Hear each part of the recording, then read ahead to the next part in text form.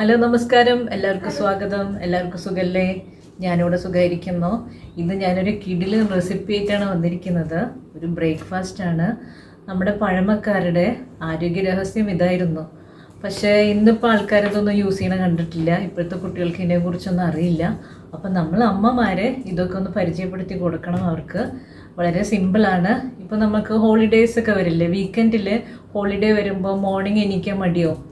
എനിക്ക് ഇത്തിരി ലേറ്റ് ആവും നമ്മൾ എണീക്കാൻ വേണ്ടി. അപ്പോൾ നമ്മൾ എന്താ ബ്രേക്ക്ഫാസ്റ്റ് ഉണ്ടാക്കുകയെന്ന് ഇങ്ങനെ ആലോചിച്ചിരിക്കുമ്പോൾ ഈ ഒരു ഐഡിയ ചെയ്താൽ മതി. നമ്മുടെ പഴങ്കഞ്ഞി, തലേ ദിവസത്തെ ചോറ് ബാക്കി വരുന്ന വെള്ളത്തിലിട്ട് വയ്ക്കുക. എന്നിട്ട് എന്താണ് നമ്മുടെ കയ്യിലുള്ള കറികൾ അത് കൂട്ടി അങ്ങ് മോർണിംഗ് ബ്രേക്ക്ഫാസ്റ്റ് കഴിക്കുക.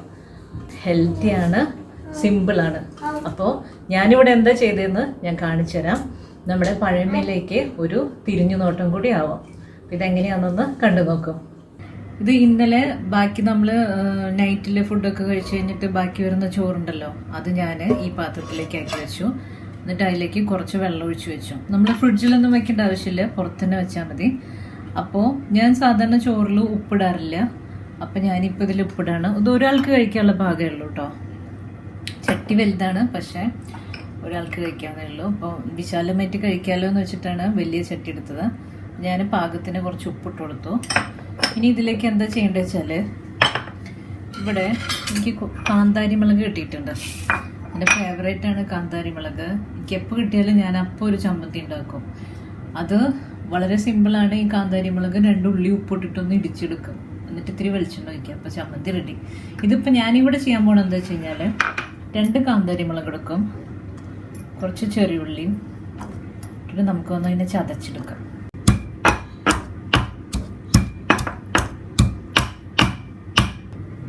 ചതച്ച് വെച്ച ഉള്ളി മുളകും ഈ കഞ്ഞിയിലേക്ക് ഇട്ട് കൊടുത്തിട്ടുണ്ട്. ഞാൻ ഉപ്പ് ആഡ് ചെയ്തിട്ടുണ്ടല്ലോ, അപ്പം നമുക്ക് ഇതിനെ നോക്കാം, ഉപ്പുണ്ടോ നോക്കാം. ഉപ്പൊക്കെ ഉണ്ട്. ഇനി ഇതുകൂടി ഇരിക്കട്ടെ കേട്ടോ. ഇനി ഇതിലേക്ക് വേണ്ട സാധനങ്ങൾ ഞാൻ മാറ്റി വെച്ചിട്ടുണ്ട്. ഇനി ഇത് ഉണക്കമുളക് ചമ്മന്തിയ, ഉണക്ക സ്രാവ്. ഇത് ഞാൻ എങ്ങനെ ഉണ്ടാക്കണമെന്ന് കാണിച്ചു തരാം. ഇതൊക്കെ ഇന്നലെ ഉണ്ടാക്കി വെച്ചിട്ടില്ല കേട്ടോ. പിന്നെ ഇത് ഇത്തിരി മാങ്ങ അച്ചാറുണ്ട്. ഈ അച്ചാർ എങ്ങനെ ഉണ്ടാക്കിയിട്ടില്ലെന്ന് ഞാൻ കാണിച്ചു തരാം. പെട്ടെന്ന് ഉണ്ടാക്കാൻ പറ്റിയ അച്ചാറാണ്. അപ്പോൾ ഇതും വേണം നമുക്ക്. ഉണക്കസ്രാവ് കൊണ്ടുള്ള ചമ്മന്തി ഉണ്ടാക്കുന്നത്. ഒരു 4 പീസ് ഉണക്കസ്രാവ് എടുത്തിട്ടുണ്ട്. ഇത് ഞാനൊരു അരമണിക്കൂറോളം വെള്ളത്തിലിട്ട് വെച്ചിട്ടുണ്ടായിരുന്നു. കാരണം ഇതിന് നല്ല ഉപ്പുണ്ടാവും. അപ്പോൾ ആ ഉപ്പിൻ്റെ കാഠിന്യം കുറയ്ക്കാൻ വേണ്ടിയിട്ടും, പിന്നെ ഇപ്പോൾ നല്ല സോഫ്റ്റായി. അപ്പോൾ ഇതിന് നമുക്ക് വെളിച്ചെണ്ണയിലൊന്ന് ഫ്രൈ ചെയ്തെടുക്കണം. പിന്നെ വേണ്ടത് കുറച്ച് ചെറിയുള്ളിയും ഒരു 5-6 വറ്റൽമുളകും. ആദ്യം നമുക്ക് ഈ സ്രാവിനെ ഒന്ന് ഫ്രൈ ചെയ്തെടുക്കാം. പാൻ ചൂടായിട്ട് ഇത്തിരി വെളിച്ചെണ്ണ ഒഴിച്ച് കൊടുത്തു. ശരിക്കും ഇത് ചുട്ടെടുക്കാം കേട്ടോ. പക്ഷെ ഇപ്പം എനിക്ക് ചൂടാനുള്ള സൗകര്യം ഇല്ലാത്തതുകൊണ്ട് ഞാനിങ്ങനെ ഫ്രൈ ചെയ്തെടുക്കുകയാണ്.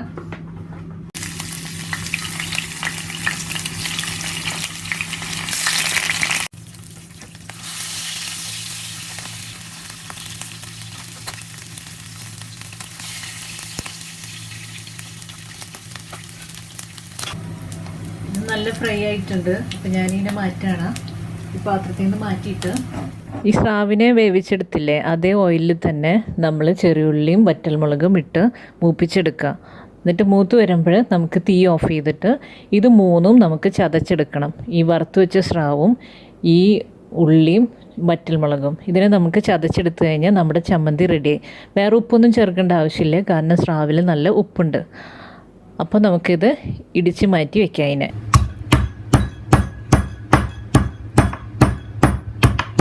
ചമ്മന്തി ഞാനവിടെ ഇടിച്ച് തയ്യാറാക്കി വെച്ചിട്ടുണ്ട്. ഞാൻ 2 മാങ്ങ എടുക്കുന്നുണ്ട്.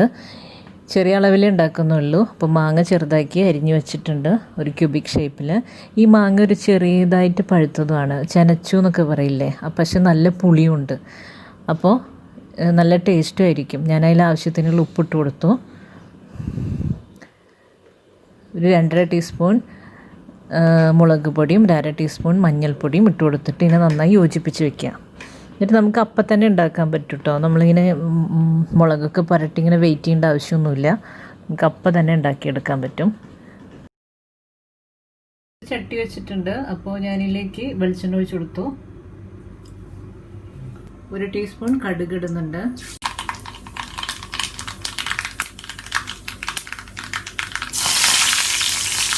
കുറച്ച് കറിവേപ്പിലിട്ട് കടുക് പൊട്ടിച്ചെടുത്തിട്ടുണ്ട്. ഈ അരിഞ്ഞു വെച്ച മുളക് പുരട്ടി വെച്ച മാങ്ങേനെ ഇതിലേക്ക് ഇട്ട് കൊടുക്കുകയാണ്.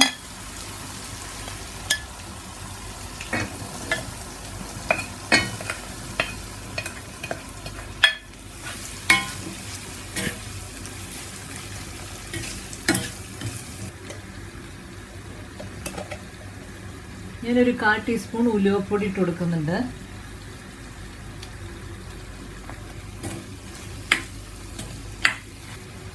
ഒരു നുള്ള് കായം.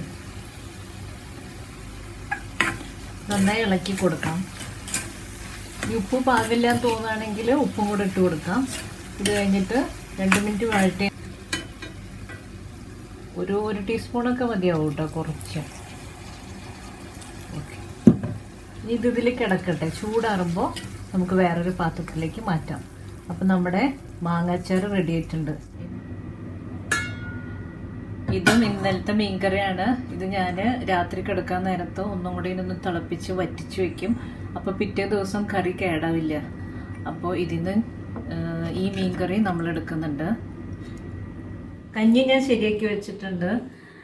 ഇതെങ്ങനെ കഴിക്കണമെന്നും കൂടെ കാണിച്ചു തരാം. പിന്നെ നമുക്ക് വേണ്ടത് കട്ട തൈരാണ്. തൈര് എനിക്ക് ഭയങ്കര ഇഷ്ടമാണ് കേട്ടോ. ഐസ്ക്രീം കഴിക്കുന്ന പോലെ വെറുതെ ഇരുന്ന് കഴിക്കും ഞാൻ. അപ്പോൾ നമ്മൾ തൈര് എപ്പോഴും സൂക്ഷിക്കുമ്പോൾ ഇങ്ങനത്തെ മൺപാത്രങ്ങളിലോ ഗ്ലാസ് പാത്രങ്ങളിലോ ഒക്കെ എടുത്ത് വയ്ക്കുന്നത് നന്നായിരിക്കും. അപ്പോൾ തൈര് എടുത്തിട്ടുണ്ട്. നമ്മുടെ ചമ്മന്തി തയ്യാറാക്കി വെച്ചിട്ടുള്ള നമ്മുടെ ചമ്മന്തി. ഇത് ഉണക്കമീൻ സ്രാവാണ്. പിന്നെ കൊണ്ടാട്ടമുളക് വറുത്ത് വെച്ചിട്ടുണ്ട്.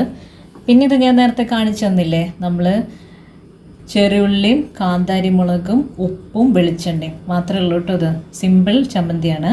പിന്നെ മാങ്ങച്ചാറ്. ഇതെങ്ങനെ ഉണ്ടാക്കിയിട്ടുള്ളതെന്ന് ഞാൻ കാണിച്ചു തന്നിട്ടുണ്ട്. പിന്നെ ഇത് മീൻ കറി. അപ്പം ഇതെങ്ങനെ കഴിക്കാമെന്ന് കാണിച്ചു തരാം. ആദ്യം നമ്മൾ ഈ തൈരിനെ കുറച്ച് ഇതിലേക്ക് ഇട്ട് കൊടുക്കുന്നുണ്ട്. എന്നിട്ട് ഇതിനെ അങ്ങ് കൂട്ടി ഇളക്കി ആദ്യം ഒരു പിടി പിടിക്കാം.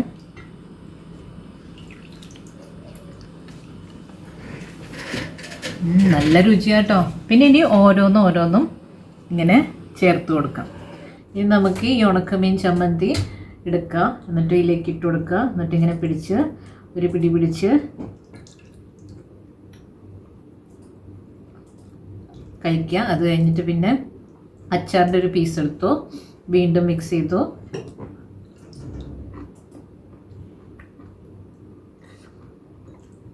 പിന്നെ നമ്മുടെ ഉള്ളി,